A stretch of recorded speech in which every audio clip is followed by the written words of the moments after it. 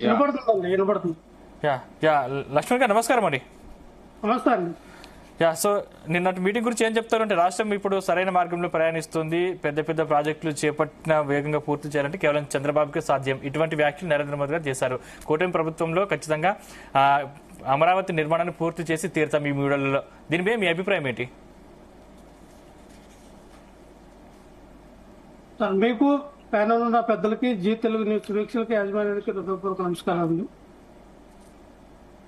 నిన్న నరేంద్ర మోడీ గారు అమరావతి రాజధాని పునర్నిర్మాణానికి వచ్చేసినందుకు వాళ్ళకి చాలా ఘనంగా స్వాగతం పలికారండి.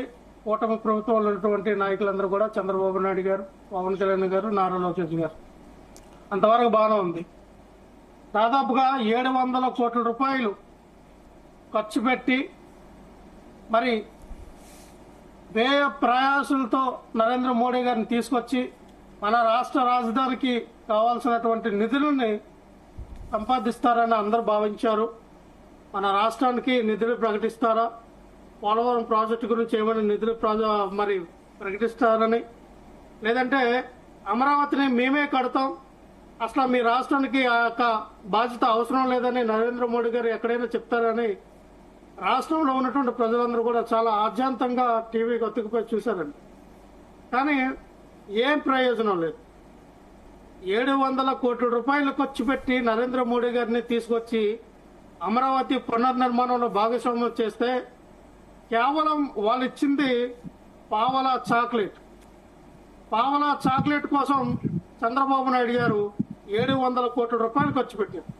అది కూడా తన పక్కన కూర్చున్నటువంటి పవన్ కళ్యాణ్ గారిని పిలిపించి పావలా చాక్లెట్ ఇచ్చి, ఇదిగో దీంతో మీరు సరిపెట్టుకోండి అన్నారంటే భారత గౌరవం అండి.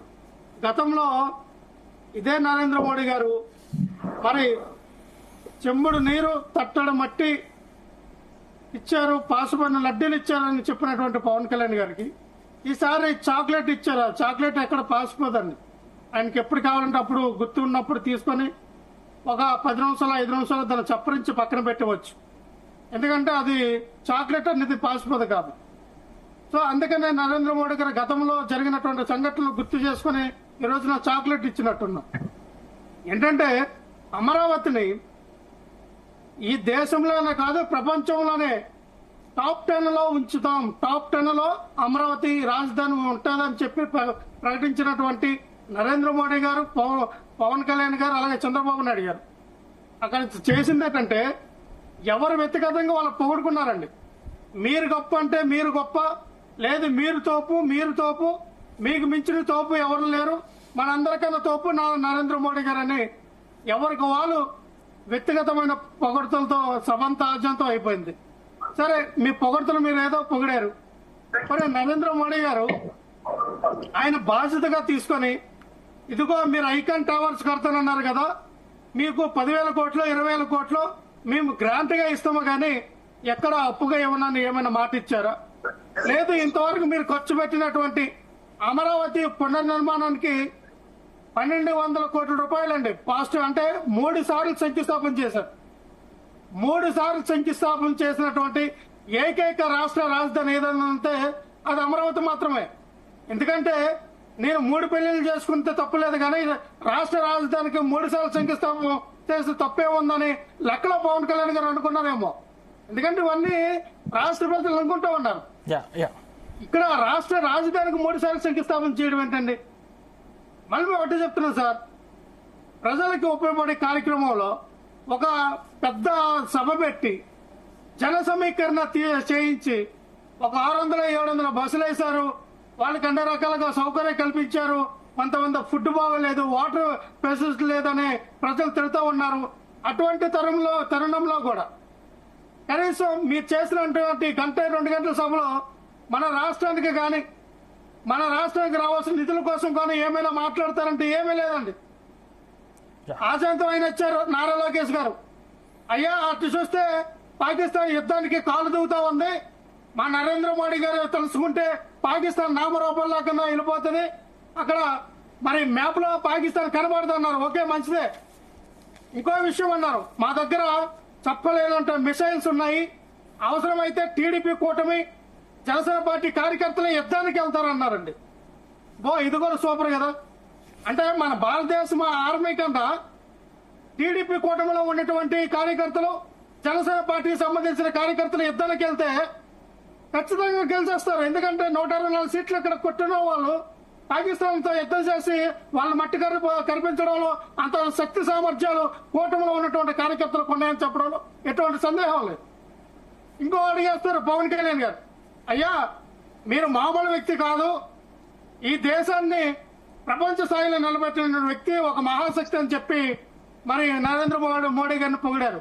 సరే బాగానే ఉంది, నరేంద్ర మోడీ గారిని పొగిడారు, బాగానే ఉంది. అయ్యా పవన్ కళ్యాణ్ గారు మీరు ఏం అడగాల? మీరు చెప్తే నరేంద్ర మోడీ గారు వింటారు. మీకు చాలా బలమైన ఒక నమ్మకం ఉంది నరేంద్ర మోడీ గారి దగ్గర. అయ్యా మా రాష్ట్రానికి కావాల్సిన నిధులు ఇవి, పోలవరం ప్రాజెక్టు ఎత్తి తగ్గించేశారు, 45 మీటర్లు ఉన్నది 43 మీటర్లకు తగ్గించేశారు, దాని గురించి మాట్లాడండి అని మాట్లాడాలి.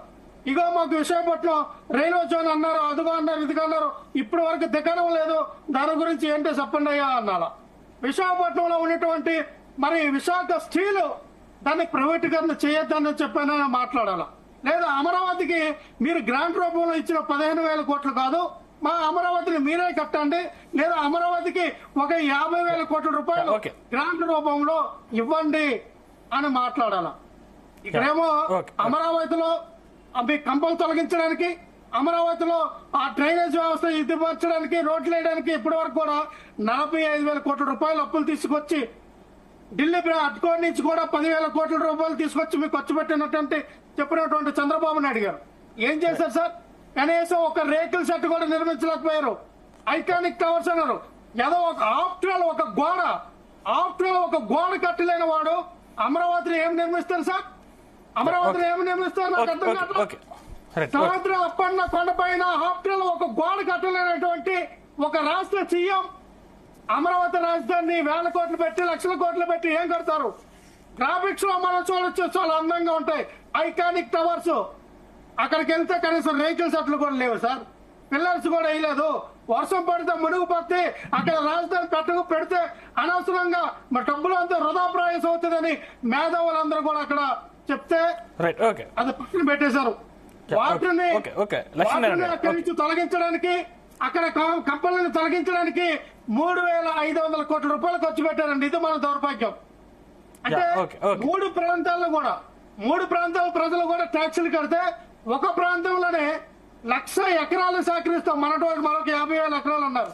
అంటే 1,00,000 ఎకరాల్లో మన సమాజం వరకు చెందిన వ్యక్తుల్ని అక్కడ దావతుల రాజధానికి ఒక రాజధాని నిర్మిస్తే వాళ్ళు రాబోయే రోజుల్లో మరి ఆర్థికంగా బలిష్టంగా ఉంటారు, మనకు రాష్ట్ర రాజకీయాలు ఎదురుండదు, నా సామాజిక వర్గం బలపడితే నీ బలపడినట్టే కదని చుట్టుపక్కల ఉన్న స్థలాలన్నింటిలో కూడా మీ ఎమ్మెల్యేలు, మీ ఎంపీలతో, మీ అనుచరులతో మీరు కొనుక్కొని ఆ యొక్క స్థలాల రేట్లు పెంచడానికి రియల్ పెంచడానికి చేసిన కార్యక్రమం ఏదైతుందో ఖచ్చితంగా దీన్ని మేము ఖండిస్తా ఉన్నాం.